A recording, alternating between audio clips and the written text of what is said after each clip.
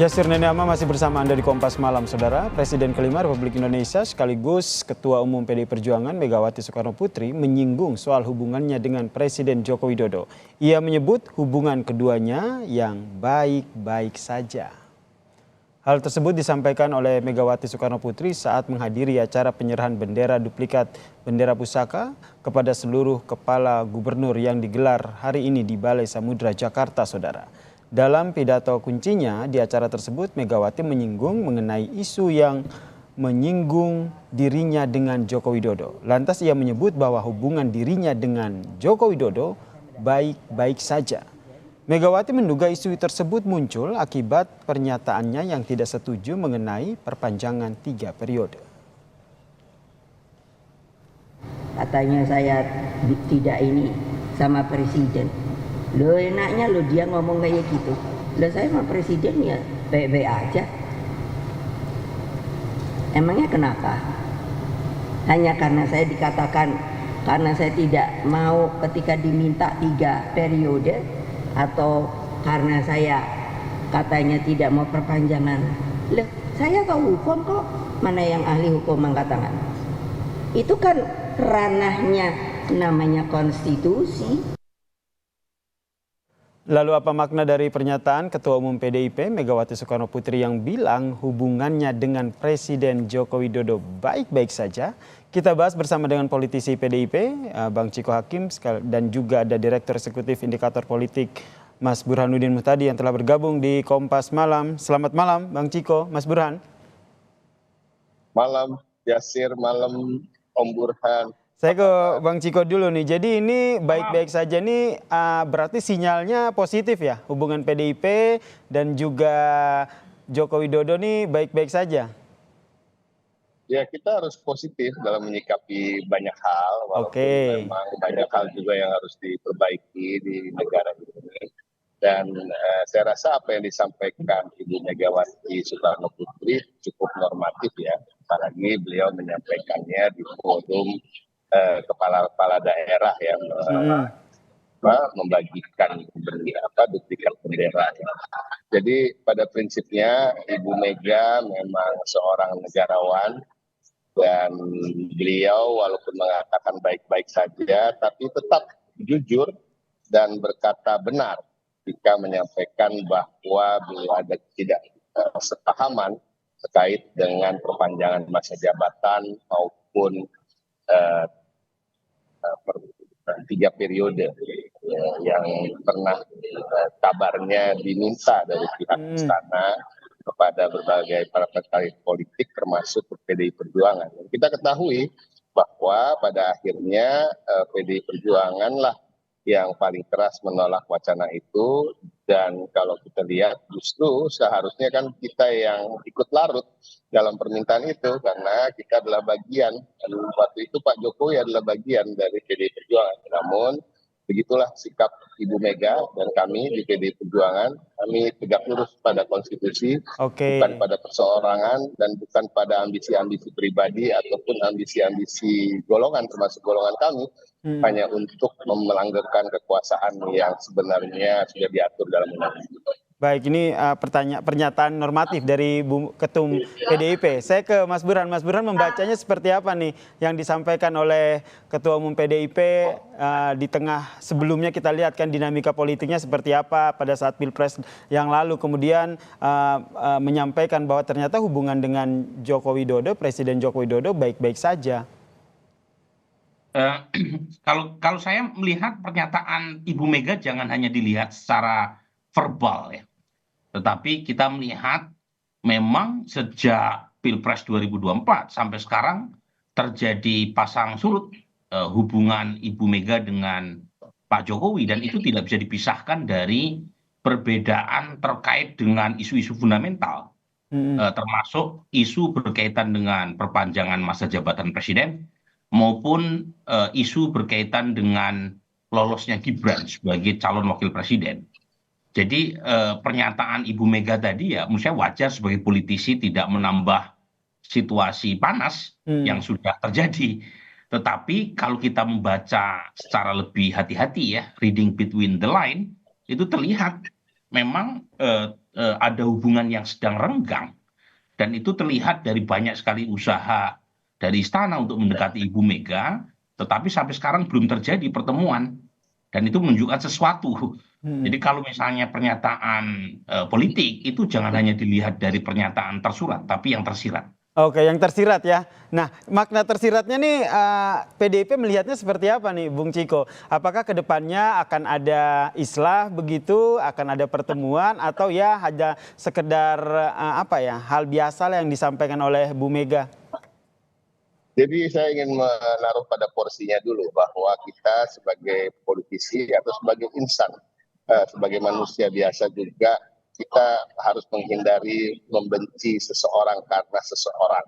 Kita harus membenci perilaku atau tindakan-tindakan orang tersebut yang tidak sesuai dengan norma-norma dan etika. Jadi bukan orangnya yang kita benci, tapi tentu perilaku dan tindakannya. Nah, kalau kita melihat memang apa yang disampaikan Bu Mega cukup jelas. Walaupun tadi betul yang disampaikan Bang Burhanuddin tadi bahwa memang sangat tepat untuk tidak memperkeruh suasana, apalagi dalam forum yang terkait dengan posisi Ibu memberikan sertifikat bidana pusaka kepada para gubernur.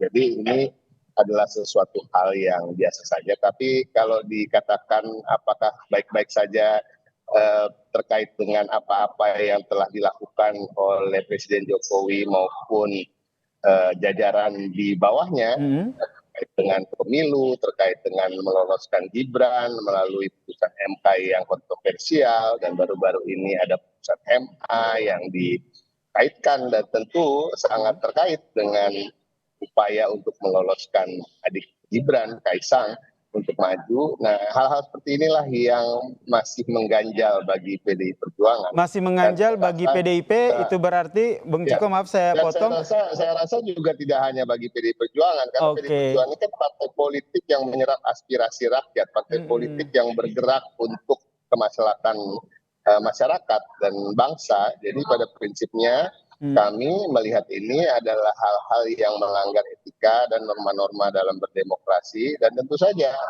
hal-hal seperti ini tentu masih menjadi catatan. Nah, oke, berarti makna dari baik-baik saja yang disampaikan oleh Ibu Megawati Soekarno-Putri ini tidak serta-merta dalam keadaan baik-baik saja ya. Kenyataannya PDIP dan juga Joko Widodo belum harmonis. Bisa disimpulkan seperti itu?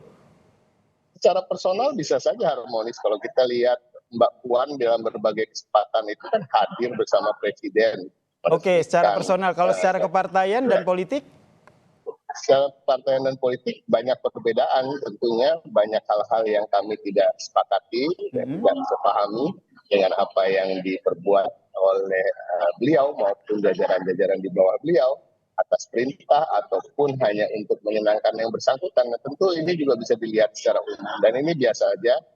Suatu hal yang normal dalam kehidupan berdemokrasi. Ada partai politik yang mengkritisi presiden, walaupun kita juga berada di dalam, tapi kita juga tetap berusaha melakukan yang terbaik bagi bangsa sambil juga turut mengkritisi apabila ada hal-hal yang kurang berkenan. Oke, Mas Burhan melihatnya bagaimana nih? Kedepannya akan seperti apa? Apakah ini hanya ya seperti yang tadi Mas Burhan sampaikan, kita jangan melihat yang disampaikan, tapi apa makna di balik itu? Ya, implikasi ke depan saya kira PDI Perjuangan akan wait and see ya, terutama pasca Presiden Jokowi meletakkan jabatannya 20 Oktober. Saya sebut wait and see karena secara personal tidak ada masalah antara Ibu Mega maupun PDI Perjuangan dengan Pak Prabowo atau Gerindra. Kan masalahnya terkait dengan sikap Presiden Jokowi yang dianggap crossing the line, terutama dalam kasus Gibran maupun isu perpanjangan. Dan itu tidak langsung berkaitan dengan Pak Prabowo. Nah, menurut saya gitu ya, ke depan akan sangat menentukan relasi antara tiga tokoh nih. Pak Jokowi sebagai mantan presiden setelah 20 Oktober, kemudian Pak Prabowo dan Ibu Mega. Karena Pak Prabowo pada titik tertentu itu juga membutuhkan dukungan politik dari PDI Perjuangan sebagai partai pemenang pemilu 2024. Tapi di sisi lain, Pak Prabowo punya hutang budi elektoral yang cukup besar. Berkali-kali maju sebagai calon presiden dan kalah, dan baru 2024 berhasil menduduki posisi itu berkat bantuan dari Pak Jokowi. Jadi relasi tiga ini saya kira akan menentukan ke arah mana PD Perjuangan akan melangkah. Karena jadwal Kongres PD Perjuangan kan diundur sampai April 2024. Sehingga memicu spekulasi pengunduran jadwal itu menunggu situasi relasi antara Pak Jokowi dengan Pak Prabowo. Oke, Tan, sampai di situ dulu ya. Kita langsung tanyakan nih ke Bung Ciko. Apakah betul ini menimbulkan spekulasi, wait and see, menanti nanti setelah pelantikan baru dilihat nih dinamikanya akan seperti apa, baru PDIP akan ambil keputusan? Saya sebenarnya sama-sama terpukau apa yang disampaikan oleh Bang Burhan. Jadi itu menarik sekali dan bisa jadi begitu, bisa jadi hal yang lain yang ya, sifatnya tidak terlalu seteknis itu, tapi itu juga menarik gitu ya. Itu mungkin yang tadinya tak terpikir oleh kita, akhirnya justru terpikir oleh kita. Oh ya benar juga ya, jadi nggak salah kita perpanjang sampai April untuk bisa melihat situasi ke depannya, tapi kita tidak terlalu berpikir fokus pada hubungan antara Pak Jokowi dan Pak Prabowo. Tentu apakah kita ingin melihat apa yang akan dikerjakan oleh Pak Prabowo dalam awal-awal masa pemerintahannya itu betul ya, tapi tidak melulu terkait dengan hubungannya dengan Presiden Joko Widodo, karena kita tidak mau berpikir sesempit itu sebagai partai politik. Yang tentu kita lebih memikirkan bagaimana Pak Prabowo akan merealisasikan janji-janjinya yang walaupun berbeda dengan visi misi dari capres dan cawapres yang kami usung, tetapi kembali lagi kita tentu akan memberikan kesempatan pada yang bersangkutan untuk berbuat yang terbaik bagi bangsa ini. Nah ini lebih ke arah situ. Tapi terkait dengan hubungan antara Pak Prabowo dan Pak Joko Widodo, saya rasa bukan itu yang menjadi pikiran dan prioritas utama. Yang jelas ini Bu Mega setelah menyatakan bahwa hubungan dengan Presiden Joko Widodo baik-baik saja. Apakah ini tanda bahwa nanti Bu Mega juga akan hadir begitu ke IKN untuk menghadiri perayaan HUT Kemerdekaan Republik Indonesia? Kita bahas lagi ya terkait dengan topik ini. Usai jeda, tetaplah bersama kami di Kompas Malam.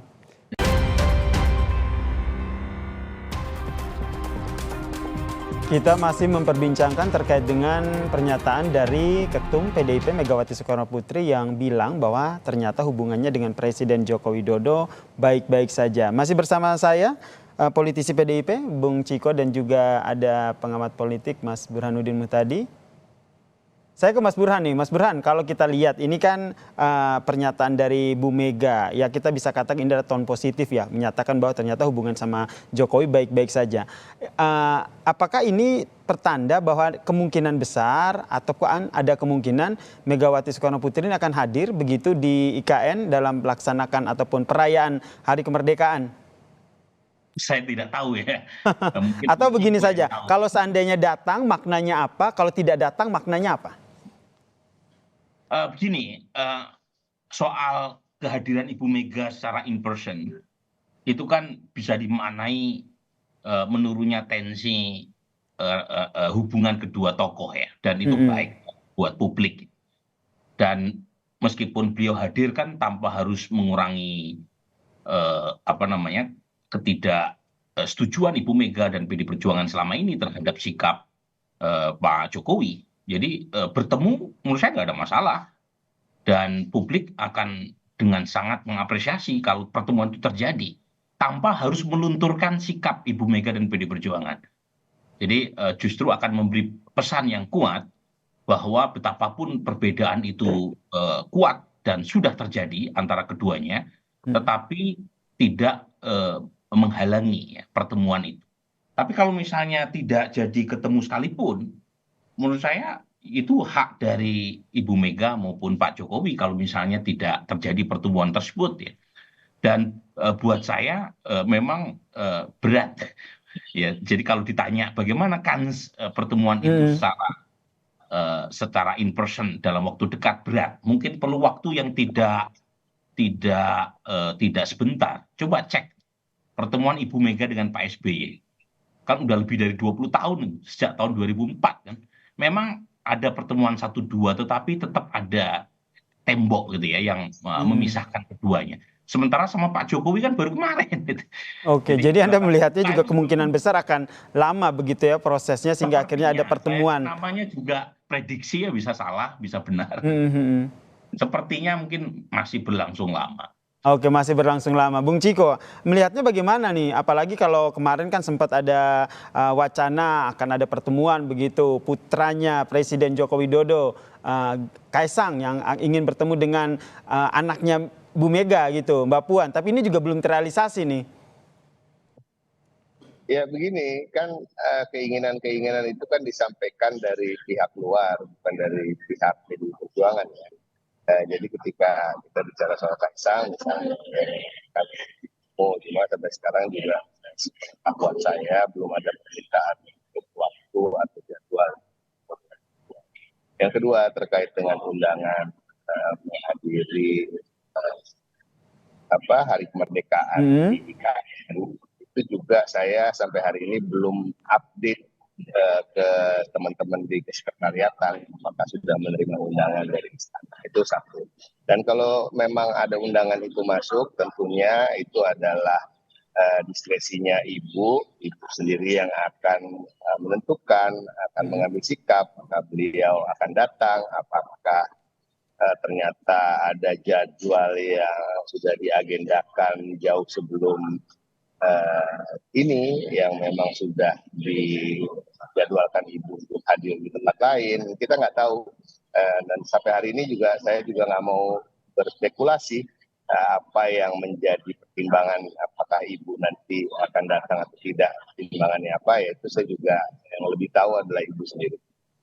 Oke, tapi kalau dilihat sendiri nanti untuk kader PDIP sendiri, tadi seperti yang tadi Bung Ciko sampaikan, ini pernyataan dari Bu Mega, tapi secara keseluruhan dari PDIP sendiri untuk hubungan dengan Joko Widodo sendiri itu inginnya ke arah mana sih, Bung Ciko? Sampai hari ini kalau kita bicara soal kader PDI Perjuangan ya, masih ada beberapa kader PDI Perjuangan yang berada di kabinet, yang bekerja siang malam, yang bekerja tanpa lelah dan terus membantu pemerintahan ini agar berjalan lancar dan memberikan manfaat sebesar-besarnya bagi rakyat seluruh Indonesia. Jadi artinya PDI Perjuangan tahu dan tetap bekerja dalam porsinya masing-masing, tapi sebagai partai politik yang berada di parlemen dan juga menyerap aspirasi masyarakat, tentunya kita juga menyuarakan hal-hal yang kita anggap tidak sesuai dengan apa yang kita telah sepakati bersama terkait undang-undang, terkait dengan norma-norma dan etika-etika yang berlaku di politik maupun dalam kehidupan sosial. Jadi intinya PDI Perjuangan tetap berjalan pada relnya sebagai partai politik dan sebagai partai politik yang juga menaati konstitusi, yang kita memberikan pendidikan politik juga bagi masyarakat. Ya, tadi disampaikan oleh Bang Burhan, memang itu masukan yang baik juga. Apabila ibu datang juga tidak ada salahnya, tapi PDI tetap dalam relnya dan terus mengkritisi pemerintahan yang sekarang. Ini juga masukan yang baik dan tentunya akan kita serap. Dan tapi kembali lagi nanti yang paling tahu akan menentukan sikap adalah Ibu Megawati. Ya. Oke, terakhir saya ke Mas Burhan. Ini meskipun hanya prediksi begitu, tapi kalau dilihat ke depannya begitu, jika antara Joko Widodo dan juga Prabowo Subianto akan lebih punya peluang mana akhirnya akan ada komunikasi yang nantinya dibangun oleh PDIP ataupun Megawati? Saya kira lebih punya peluang komunikasi Ibu Mega dengan Pak Prabowo. Tetapi begini, saya termasuk orang yang berkali-kali mengingatkan agar ada satu elemen bangsa ini yang mewakafkan dirinya untuk menjaga demokrasi di Indonesia. Caranya harus konsisten sebagai partai oposisi. Dan PDI Perjuangan punya kesempatan emas menjadi soko guru demokrasi dengan tetap konsisten sebagai partai oposisi. Ini penting. Karena apa yang terjadi satu periode terakhir Pak Jokowi, terjadi imperial presidensialism, itu buruk buat demokrasi. Dan kalau semua partai rame-rame masuk ke dalam pemerintahan Pak Prabowo, sehingga pilar oposisi runtuh, itu yang rugi Pak Prabowo juga. Karena Pak Prabowo tidak mendapatkan masukan alternatif yang baik dari proses policy making di parlemen. Jadi harapan saya, PDI Perjuangan tidak tergoda oleh tarikan kekuasaan. Jadi betapapun tidak ada masalah pribadi antara Ibu Mega dengan Pak Prabowo, tetapi jangan lupa Pak Prabowo dan bangsa ini membutuhkan kehadiran PDI Perjuangan yang solid dan istiqomah sebagai kekuatan oposisi di bangsa ini, Baik. terutama 5 tahun ke depan, dan ada insentif elektoralnya. Oke. Jadi jangan lupa di 2014 PDI Perjuangan menang itu ketika pemerintahan PSB saat itu approval ratingnya drop. Jadi ada insentif elektoralnya dan ada kebajikan yang bisa dirasakan manfaatnya. Bukan hanya untuk kepentingan bangsa ini, tapi juga untuk kepentingan PDI Perjuangan. Baik, kita nantikan bersama ya seperti apa langkah politik ke depan. Lagi-lagi kalau kita berbicara soal politik itu dinamis sekali. Seperti apa langkah ke depan nanti kita simak bersama begitu. Terima kasih politisi PDIP Bang Ciko Hakim dan juga ada Direktur Eksekutif Indikator Politik Mas Burhanuddin Muhtadi telah bergabung bersama kami di Kompas Malam. Salam sehat semuanya.